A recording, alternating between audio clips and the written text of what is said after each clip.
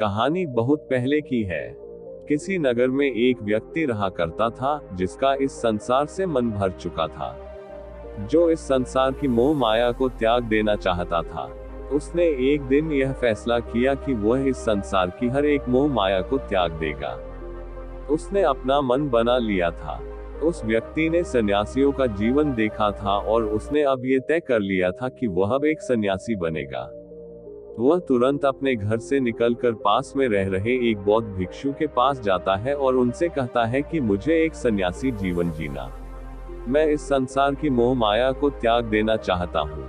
इस पर वह बौद्ध भिक्षु उस सन्यासी से कहते हैं कि क्या तुम सच में सन्यासी का जीवन जीना चाहते हो। इस पर वह व्यक्ति उस बौद्ध भिक्षु के सवालों का जवाब देता है और कहता है जी बिल्कुल। वह व्यक्ति कहता है मैंने तय कर लिया है कि अब मुझे इस संसार की मोह माया को त्यागना है। उस वृद्ध की बात सुनकर बौद्ध भिक्षु कहते हैं तो ठीक है, लेकिन तुम्हें मेरी एक बात माननी होगी। इस पर वह व्यक्ति कहता है कि मैं आपकी सारी बात मानने को तैयार। इस पर वह बौद्ध भिक्षु उस व्यक्ति से कहते हैं कि आज के बाद तुम मुझसे कभी नहीं मिलोगे। जब मुझे जरूरत होगी तब तुम्हें खुद ही बुला लूंगा। हमारे आश्रम में 1000 सन्यासी रहते हैं, तुम्हें उन्हीं की तरह रहना है और उन्हीं की तरह खाना है, उन्हीं की तरह वस्त्र पहनना होगा और ठीक वैसा ही जीवन जीना होगा जैसे कि वे सब जी रहे हैं। इस पर वह व्यक्ति कहता है कि ठीक है गुरुवर, मैं तैयार हूँ। इतना कहकर वह व्यक्ति उस बौद्ध भिक्षु को प्रणाम करता है और वहां से आश्रम की ओर चला जाता है। आश्रम में जाने के बाद उसे एक कमरा मिलता है, वहां जाकर चुपचाप बैठ जाता है। आश्रम में रहने वाले सभी लोग उसे चावल कूटने का काम दे देते हैं। वह व्यक्ति उन 1000 सन्यासियों के लिए हर रोज चावल कूटने का काम करने लगा। इसी तरह उसका जीवन व्यतीत होने लगा। उसे लगता था कि जब गुरु जी को उसकी जरूरत होगी तब वह उसे बुला लेंगे। इसी इंतजार में वह व्यक्ति वहां रहने लग जाता है। वह सुबह से लेकर शाम तक केवल चावल कूटने का ही काम करता था। उसे यह काम करते करते धीरे धीरे 12 साल बीत गए। अभी तक वह बौद्ध भिक्षुओं ने उस चावल कूटने वाले व्यक्ति को कभी नहीं बुलाया। लेकिन ये काम करते करते अब उस चावल कूटने वाले व्यक्ति के मन में कोई भी विचार नहीं रह गए थे, ना ही कोई अड़चन और ना ही कोई समस्या उसके मन में पनप रही थी। 12 सालों के बाद वह बौद्ध भिक्षु का बूढ़े हो चुके थे। उन्हें लग चुका था कि अब उनका अंतिम समय आ चुका है और उन्हें अपना एक उत्तराधिकारी चुनना होगा। इसीलिए उन्होंने पूरे आश्रम में घोषणा करवा दी कि जो कोई भी मेरा उत्तराधिकारी बनना चाहता है वह देर रात में मेरे कमरे के बाहर 4 पंक्तियां लिख कर जाएगा और उसे उन पंक्तियों में बताना होगा कि जीवन जीने का सही तरीका क्या है, इस जीवन को किस तरीके से जीना सही है। इस जीवन का सत्य लिखना होगा, लेकिन एक बात याद रखना, उसे खुद के अनुभव के द्वारा लिखना होगा। किताब में कही हुई बातों को नहीं लिखना होगा या कहीं से नकल मारकर नहीं लिखना है। जो भी ये बताने में सफल हो जाएगा वही मेरा उत्तराधिकारी होगा। आश्रम में जितने भी लोग रह रहे थे वह सब उस बौद्ध भिक्षु को बहुत मानते थे। कोई भी उन्हें धोखा नहीं देना चाहता था। सभी भिक्षुओं के मन में ये चाहत थी कि वह उनका उत्तराधिकारी बने, लेकिन कोई भी यह काम करना नहीं चाहता था। उन 1000 बौद्ध भिक्षुओं में से एक विद्वान भिक्षुक ने बहुत हिम्मत जुटाकर अंधेरी रात में दीवार के बाहर लिख दिया कि मन एक दर्पण की तरह है, उसमें धूल जम जाती है। उस धूल को साफ कर दो तो सत्य अनुभव में आ जाता है और सत्य मिल जाता है। ये 4 पंक्तियां उस शिष्य ने बड़ी हिम्मत जुटाकर अपने गुरुवार के कमरे के बाहर लिख दिया। अगली सुबह जब बौद्ध भिक्षु उठे और कमरे के बाहर लिखी 4 पट्टियों को पढ़ा और कहा कि किस मूर्ख ने लिखी है, मेरी दीवार को किसने खराब कर दिया है, उसे पकड़कर अभी मेरे पास लाओ। जब आश्रम में सभी लोगों ने पता किया तो पता लगा कि वह विद्वान शिष्य उन पंक्तियों को लिखने के बाद रात्रि में ही उस आश्रम को छोड़ दिया था, क्योंकि यह विचार उसके अपने नहीं थे और विद्वान शिष्य ने जाते जाते अपने कुछ मित्रों से कह दिया था, सुबह अगर गुरुवार को मेरी कुछ 4 पंक्तियां पसंद आई तो वह लोग मुझे बता देंगे, और अगर इन 4 पंक्तियों को पढ़ने के बाद गुरुवार गुस्सा हो जाए तो तुम सब मेरा पता उन्हें कभी भी मत बताना। आश्रम के सभी लोग चिंता में पड़ गए कि कितनी अच्छी पंक्तियां तो लिखी है उसमें, फिर भी गुरुवर नाराज क्यों हो गए। इतनी अच्छी बात तो लिखी थी उसने कि माने दर्पण की तरह है, अगर उसे साफ कर दिया जाए तो उसका प्रतिबिंब स्पष्ट दिखने लगता है। वे सब कहते हैं चलो देखते हैं कि गुरुवार को ऐसा उत्तराधिकारी कौन मिलेगा जो उनके सवालों का सही जवाब उस दीवार पर लिख सके। वह कौन होगा जिसके पास इससे भी विचार होंगे। कुछ लोग ये सब बातें उस चावल कूटने वाले व्यक्ति के कमरे कर रहे थे।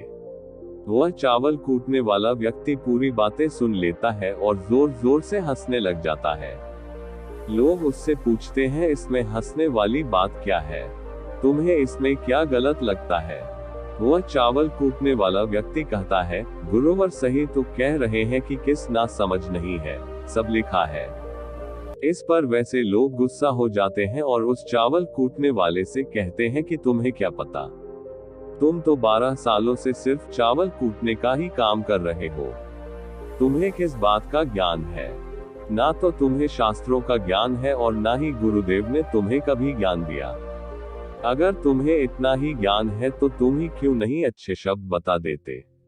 सालों से मैंने लिखने का अभ्यास नहीं किया हूं तो लिखना मैं भूल गया हूं।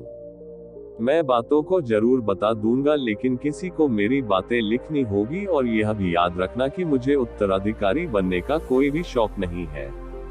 इस पर वैसे लोग कहते हैं तो ठीक है, क्या लिखना है बताओ। वह चावल कूटने वाला व्यक्ति कहता है तो लिखो जो मैं बता रहा हूँ। कैसा दर्पण, कैसी धूल, ना कोई दर्पण ना कोई धूल, जो इसे जान लेता है वह सत्य को प्राप्त हो जाता है।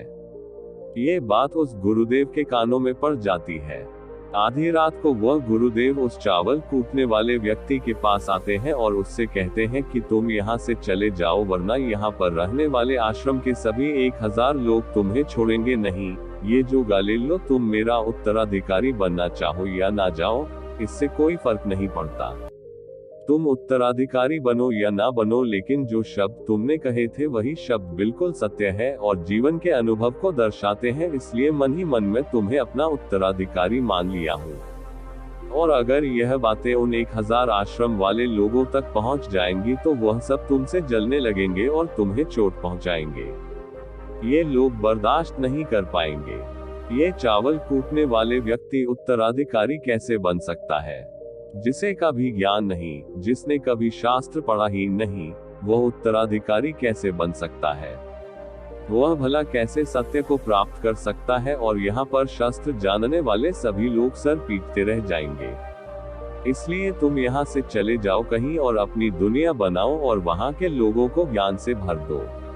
इस पर महात्मा बुद्ध ने भी अपने एक शिष्य से कहा था, जब तुम्हारे मन की सारे विचार शांत हो जाए, तुम्हारे भीतर विचार आना बंद हो जाए, उस दिन से तुम्हें सत्य का अनुभव हो जाएगा। तुम सत्य का अनुभव करोगे, खुद को भी और इस ब्रह्मांड को भी समझ पाओगे, और यही बुद्धत्व प्राप्ति का पहला कदम है। मन को शांत करने का पहला तरीका जो बौद्ध ग्रंथों में बताया गया है, वह खुद के विचारों पर करना। इन्हें अच्छे से समझना कि आखिर आपके अंदर कौन से विचार उत्पन्न हो रहे हैं, आपके अंदर आखिर क्या चल रहा है। उन्हें अच्छी तरीके से और जागरूकता के साथ समझने की कोशिश करना, ना कि अपने विचारों को दबाने की कोशिश करना। अगर आप अपने मन के विचारों को दबाने की कोशिश करते हैं तो ये गलत होगा, जिसकी वजह से मन और तेजी से भटकने लगेगा और बार बार भटकेगा। लेकिन जब भी आपको लगने लगे कि आपका मन बहुत तेजी से भटक रहा है तो तुरंत आप उस पर ध्यान देना शुरू कर दें। उसको जागरूकता के साथ देखें और अपने विचारों पर ध्यान दें। निरंतर प्रयासों के बाद आप पाएंगे कि आपके अंदर विचारों को जागरूक होकर देखने की एक आदत सी लग गई है। लेकिन उसी के साथ आप ये भी देख पाएंगे कि आपके मन में बुरे विचार अत्यधिक उत्पन्न हो रहे हैं। आपके मन में जो भी विचार उत्पन्न हो रहे हैं, वह सकारात्मक भी हो सकते हैं और नकारात्मक भी। उनसे आपको कोई भी छेड़खानी नहीं करनी है, बस आपको अपने प्रयास पर काम करते रहना है। लेकिन यह अभ्यास आप लगातार करते रहे हैं तो एक समय आने के बाद आप अपने विचारों को नियंत्रित करने में सफल हो जाएंगे और उसे रोक भी सकते हैं। तब जाकर आपको असली शांति और सुकून की प्राप्ति हो जाएगी। तब आपको किसी भी प्रकार की चिंता नहीं सताएगी, क्योंकि आप खुद पर विजय प्राप्त कर लिए हैं। आप अपने विचारों को नियंत्रित कर सकते हैं।